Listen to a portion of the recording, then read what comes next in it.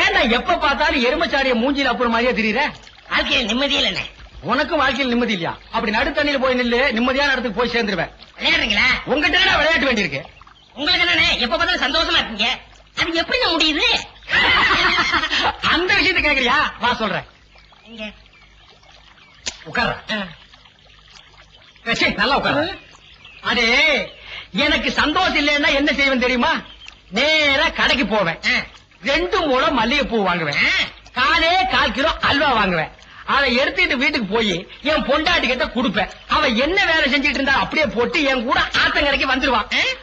அப்புறம் அவ மடியில நான் படுக்க, என் மடியில அவ படுக்க, அவ பாட, அப்புறம் நான் பாட, இப்படியே பொழுது போன வரைக்கும் ஒரே கிளியிருப்பா இருப்பான். என்ன நீ செஞ்சு பாரு. செஞ்சிடறேன். டேய், அந்த பக்கம் போனா சந்தோஷம் வராது, சாவுதான் வரும். இப்படி போடா. எவ்வளவு தகவல் எனக்கு கூட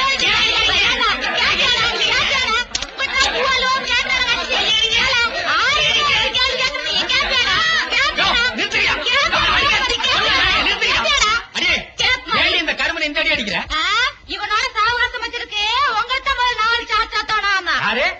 நான் இவன் கூட சவகாசம் வச்சுட்டு இருந்தா அப்படின்னு இந்த நாய் சொல்லிச்சா? ஏண்டா எந்த மேல எந்திரிக்கிறேன். ஏண்டா கருவா, என்ன நடந்தது?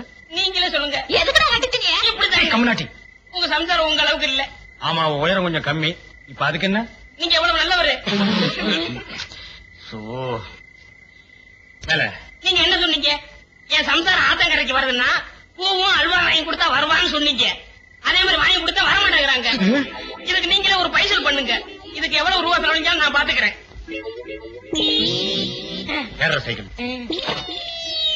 அண்ணே, ஆ? இவங்க வரல. என்ன மாட்டி விடுங்க.